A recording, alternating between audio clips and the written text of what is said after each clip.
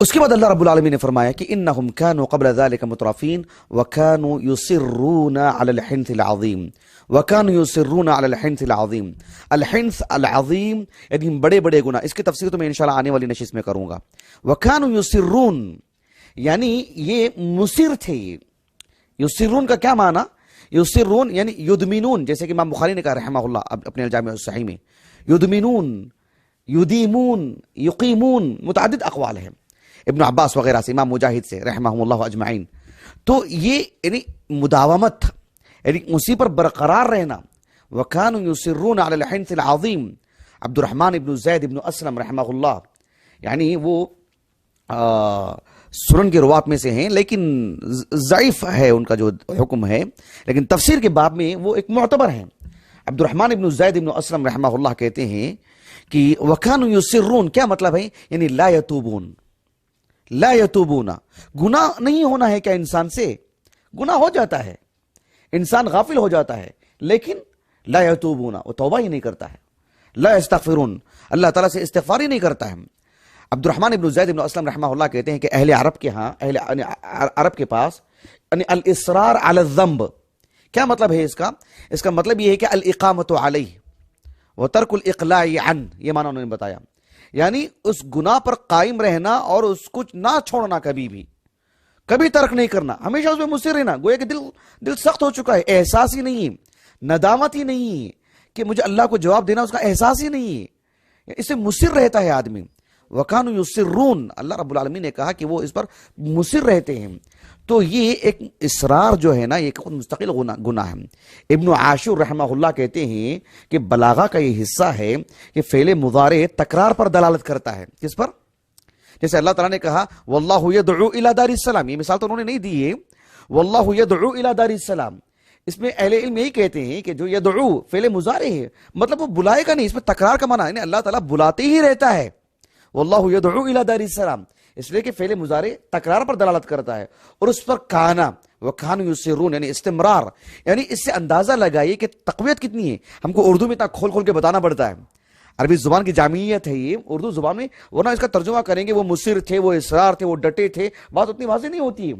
وکانوا یصرون یعنی دائمی طور پر، پل پل، یعنی وہ بستر پر بھی ہیں تو گناہ کا تصور، عملی طور پر بھی گناہ کا تصور، یعنی ہمیشہ اس پر قائم دائم ہے. وَكَانُوا يُصِرُّونَ، یہ جو گناہ ہے نا، یہ بڑا خطرناک گناہ ہے. اللہ تعالیٰ نے نوح علیہ السلام سے متعلق فرمایا کہ نوح علیہ السلام نے کہا کہ وَإِنِّي كُلَّمَا دَعَوْتُهُمْ لِتَغْفِرَ لَهُمْ جَعَلُوا أَصَابِعَهُمْ فِي آذَانِهِمْ وَاسْتَغْشَوْا ثِيَابَهُمْ. اس کے بعد کیا کہا اللہ تعالیٰ نے؟ وَأَصَرُّوا وَاسْتَكْبَرُوا اسْتِكْبَارًا. وَأَصَرُّوا یعنی آپ غور کیجئے کہ نوح علیہ السلام انی کلما دعوتهم لتغفر لهم جعل، ایک نوح علیہ السلام جو نوٹ کیا اپنی قوم سے متعلق، جو آپ نے یعنی جو سمجھا اپنی قوم کی گناہوں کو، ایک ایک چیز کر کے جو آپ نے بتائے، کہا کہ جعلوا اصابعهم في آذانهم واستغشوا ثيابهم واصروا، اس کو مستقل ایک عمل کے طور پر بتایا آپ نے. یعنی اس پر اس کا اصرار، ان کی مداومت، اس پر جو قائم رہتے ہیں وہ، اس کو آپ نے محسوس کیا اور آپ نے اس کو الگ سے بیان کیا آپ نے. وَأَصَرُّوا، سبحان اللہ. اللہ تعالیٰ نے عمومی طور پر کفار سے متعلق کہا سورۃ الجاثیہ میں يَسْمَعُ آیات اللہ، يَسْمَعُ آیات اللہ تُتْلَى عَلَيْهِ ثُمَّ يُصِرُّ مُسْتَكْبِرًا ثُمَّ يُصِرُّ، پھر اس پر وہ مصر رہتے ہیں، اس پر وہ قائم رہتے ہیں. جبکہ اہل ایمان کا معاملہ ایسا نہیں. وَالَّذِينَ إِذَا فَعَلُوا فَاحِشَةً أَوْ ظَلَمُوا أَنفُسَهُمْ ذَكَرُوا اللَّهَ فَاسْتَغْفَرُوا لِذُنُوبِهِمْ وَمَنْ يَغْفِرُ الذُّنُوبَ إِلَّا اللَّهُ وَلَمْ يُصِرُّوا عَلَى مَا فَعَلُوا وَهُمْ يَعْلَمُونَ. سورۃ آل عمران کی آیت ہے. اہل ایمان جو ہے نا مصر نہیں رہتے ہیں. تذکروا ان الذین اتقوا اذا مسهم طائف من الشیطان تذکروا، فوراً اللہ کو یاد کر لیتے ہیں، جہنم کو یاد کر لیتے ہیں، جنت کی رغبت ان کے دل میں پیدا ہو جاتی ہے. تو یہ بڑی اہم چیز ہے. ایک حدیث مبارکہ ہے مسند احمد کی بسند حسن، شیخ شعیب الناؤت رحمہ اللہ کے زیر اشراف جن اہل علم نے اس پر کام کیا، محققین نے حسن کا حکم لگایا اس پہ.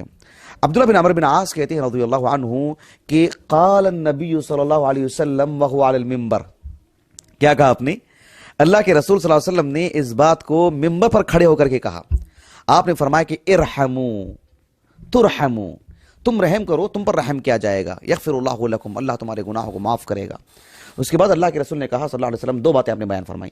کہا کہ ویل لاقماع القول عربی زبان میں قمع ہے نا، ابن فارس کہتے ہیں رحمہ اللہ کہ 3 معنی آتے ہیں اس کے. ایک یہ ہوتا ہے کہ جو مطلب کوئی مطلب اوپر سے جو مائع سیال چیز، بہنے والی چیز اوپر سے، جیسے اوپر سے چھت سے پانی گر رہا ہے، لوگ نیچے بکٹ وغیرہ رکھ دیتے ہیں نا پانی کو اکٹھا کرنے کے لیے، تو اس کے لیے بھی یہ فعل استعمال ہوتا ہے قمع.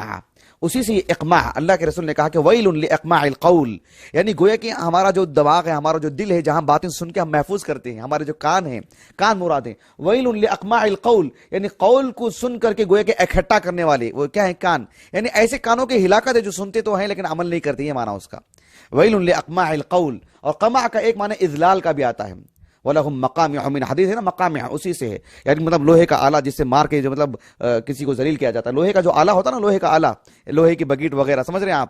وہی کو اس کو پھینک کے ماریں گے تو کیسا لگے گا، کتنی ذلت ہے وہ. وَلَهُمْ مقامع اسی سے ہے. خیر وہ دوسرا معنی ہے. اچھا مجھے بتانا مقصد کیا ہے آپ کو. اللہ کے رسول نے کہا وَيْلٌ لِلْمُسِرِّينَ الَّذِينَ يُصِرُّونَ عَلَى مَا فَعَلُوا وَهُمْ يَعْلَمُونَ. کہا کہ جو لوگ گناہوں پر اصرار کرتے ہیں، کہا کہ ان کے لیے بھی ہلاکت ہے، کہا اللہ کے رسول نے. یہ ہلاکت اس کو ہلکے معنی میں نہ لینا، صلی اللہ السلامہ.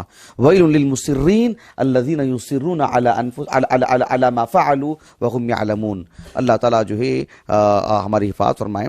دیکھیں ہم بشر ہیں، ہم سے گناہ ہوتا ہے، لیکن اصرار، مصر، یہ مستقل ایک گناہ ہے نا، صلی اللہ